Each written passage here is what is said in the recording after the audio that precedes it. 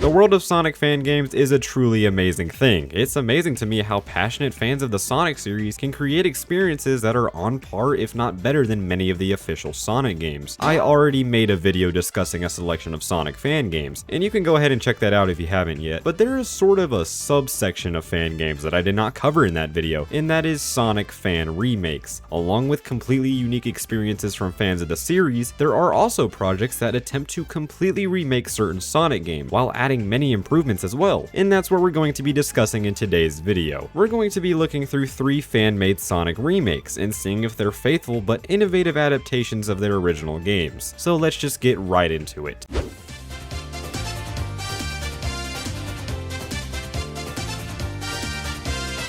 Sonic 2.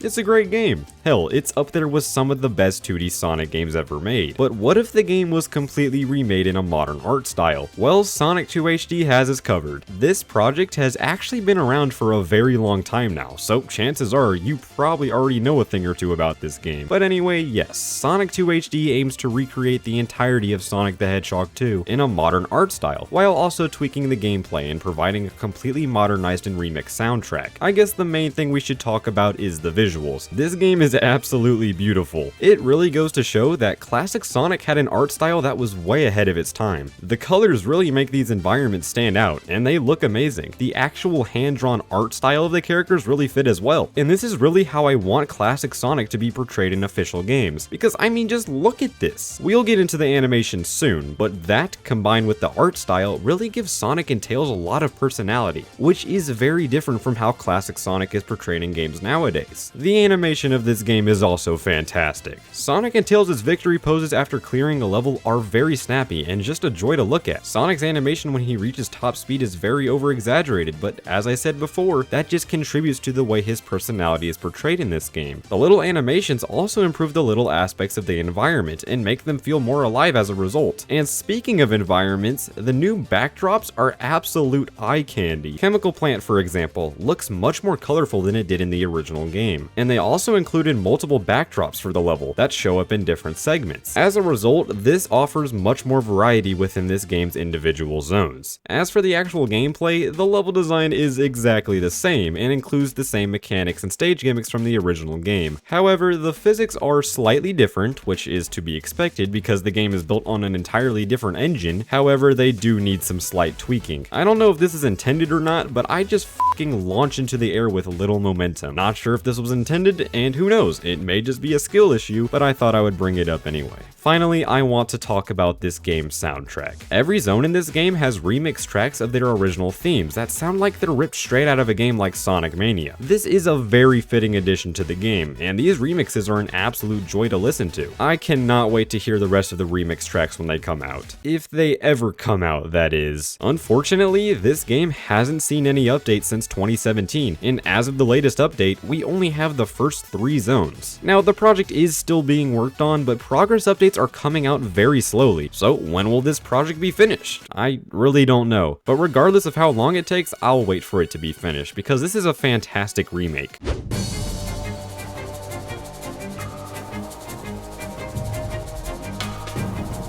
Alright, so Sonic 06 is a bad game. I don't really think that's a hot take. This game just wasn't ready for release, and it was one of the many reasons why Sonic's reputation declined. This was looking to be one of the best Sonic games ever. It was marketed as a complete next-gen experience with cinematic and innovative gameplay. Yeah, what a dream that would have been. Even though Sonic 06 was a very bad game, it had a lot of potential, and Chaos X was one of the people to notice that. Sonic Project 06, or Sonic P06 for short, has become one of my favorite Sonic fan projects. This game takes the framework of 06 and completely remakes it from the ground up, while improving the graphics, controls, physics, and of course, the numerous glitches. But along with improving all of that stuff, it includes many additions, such as new cutscenes, cut dialogue from characters, new abilities. I could honestly go on, but let's just start with the graphics. This game looks amazing, and that's really an understatement. The updated lighting and textures make this game feel truly next gen. However, it is very demanding on your hardware. I think performance will be much better with a few optimization patches, but as it is now, you need a pretty beefy PC to run this game at a solid frame rate. There are also some issues with memory leak, but they are actively being fixed, so no worries there. But as a result of the updated graphics, I appreciate the environments a lot more. It gives 06 that cinematic feel that Sonic Team was trying to accomplish with the original game. Like, there really isn't a better feeling than running through Kingdom Valley's Mach Speed section, because the scenery is truly breathtaking.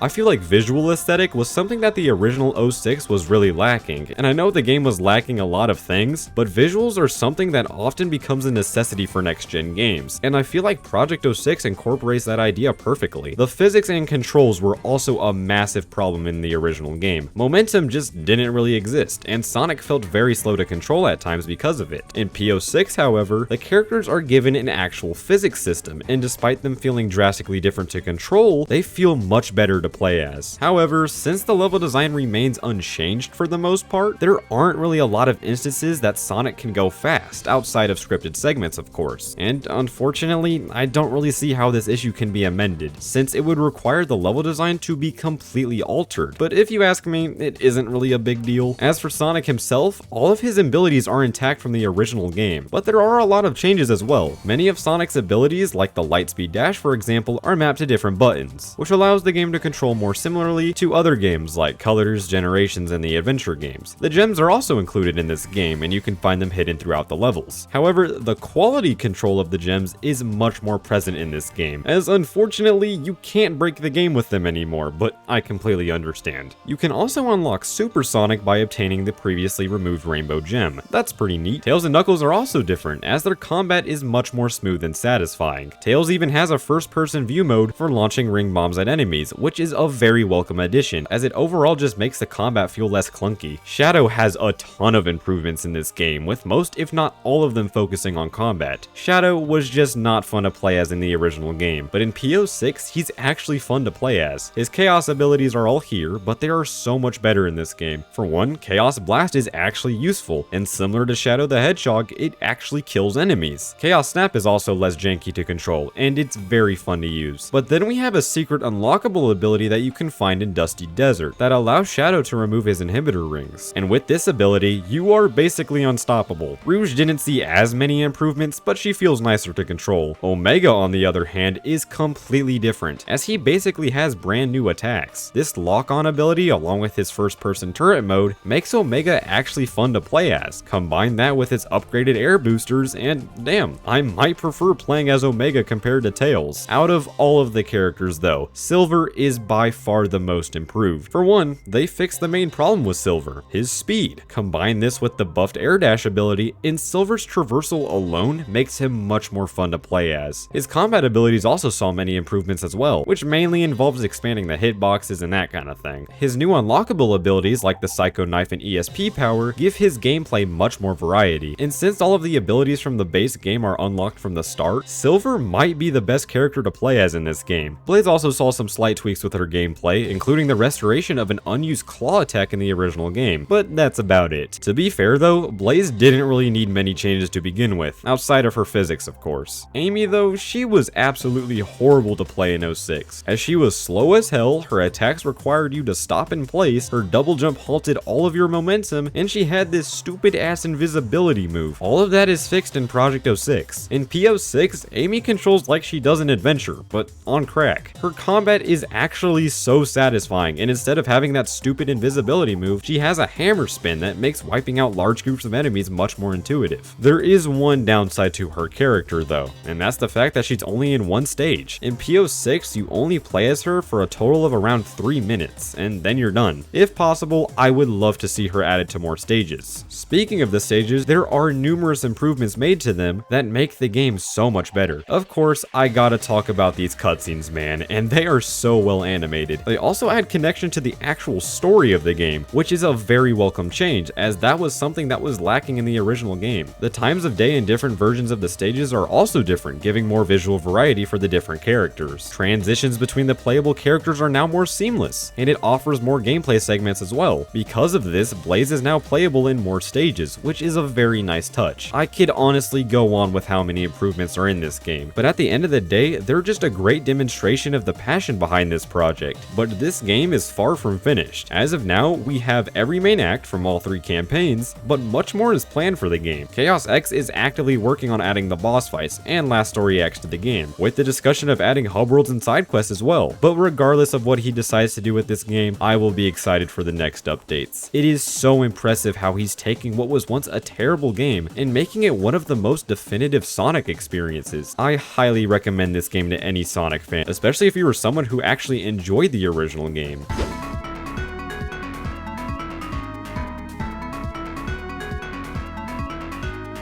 Sonic Triple Trouble on the Sega Game Gear is a very underrated game if you ask me. It's just a very solid and fun 2D Sonic game, but unfortunately, it's stuck on the Game Gear, which is a very underpowered console. Because of this, Triple Trouble suffers from a ton of issues that, if removed, could have made the game a masterpiece. Don't believe me? Well, just look at Sonic Triple Trouble 16-bit. As the name implies, this game is a complete remake of Sonic Triple Trouble in a 16-bit art style. But it doesn't just give Triple Trouble a fresh coat of paint, it completely reimagines the game, adding new bosses, gameplay mechanics, and even zones. All of this makes Triple Trouble 16-bit one of the best 2D Sonic games, and it feels official. For one, this version of the game puts a way heavier emphasis on the story. The game actually starts with a short prologue segment that ties the game directly to Sonic 3 and Knuckles, and similar to that game, the game has cutscenes and stage transitions to enhance the world building of this game, and, well, the actual story. But here's the thing, the original Triple Trouble on the Game Gear is a sort of retelling of the events of Sonic 3, but since Triple Trouble 16-bit takes place after Sonic 3, then things had to be changed. So what they decided to do is bring Metal Sonic into the game, and make it so that he disguises himself as Knuckles for his boss fights. That extra effort to preserve the continuity of the story is so impressive to me. It's a simple solution, but its effect on the entirety of the narrative is just so substantial, like good shit,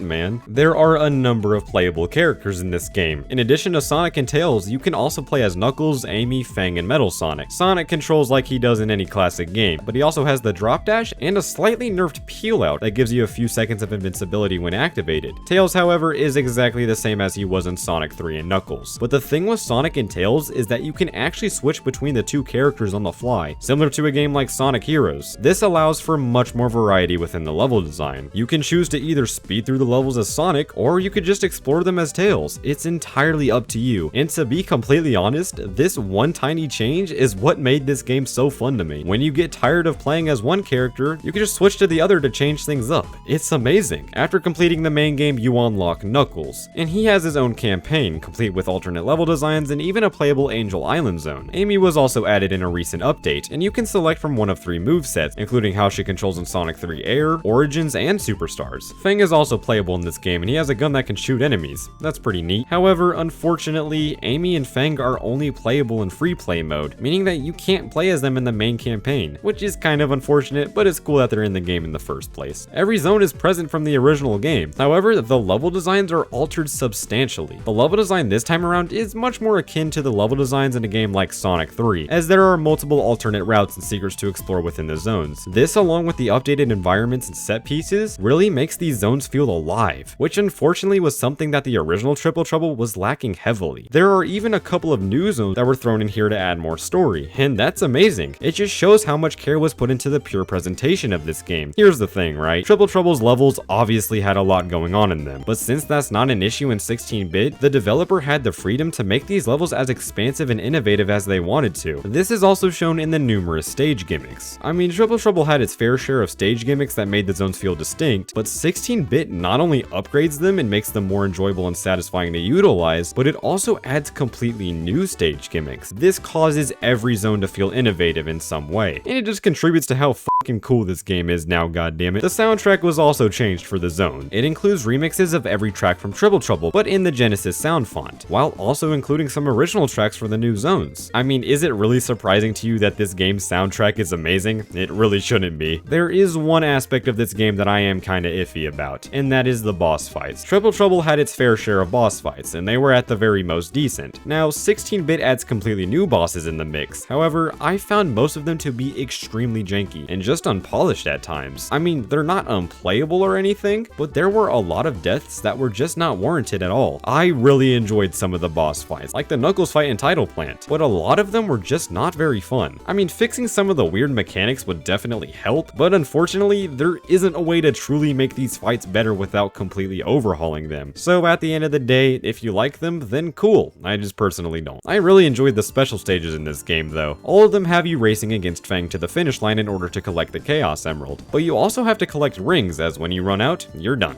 Now, none of these stages were really that difficult. I mean, some of them took me a few tries, I'll admit, but if you have good reaction time, then most of them are an absolute breeze. But hey, they're still really fun. And of course, after you unlock all of the Chaos Emeralds, you unlock a secret final boss against a new Metal Sonic form where he harnessed the negative energy of all of the Chaos Emeralds. And this boss fight is not difficult in the slightest, but the aesthetic is really cool. You start out in space, but you slowly come down to the surface as Metal Sonic gets progressively stronger. And there are also a couple of quick time events sprinkled in here. There were actually moments in here that really reminded me of the Titan fights of Sonic Frontiers. But regardless, this is just a fantastic way to end this game. But yeah, that's Sonic Triple Trouble 16-bit. This is an absolutely fantastic adaptation of the original game, to the point where it feels like something that could have been officially released on the Genesis back in the 90s. It's just an absolute blast, man, and I highly recommend it to anyone who's a fan of the classic games, especially if you were like me and really enjoyed the original game. But yeah, those are a few of my favorite Sonic fan remakes. This just shows that there are several Sonic games that had the potential to be something amazing, and I'm just very grateful that fans of the series are passionate enough to reimagine those experiences and make something better out of them. Please be sure to check out all of these projects and their creators because they're doing amazing work. But that's it for this one, guys, so let me know what some of your favorite Sonic fan remakes are in the comments down below. But that's it for me, guys, so thank you all so much for watching, and I will see you all later. Goodbye.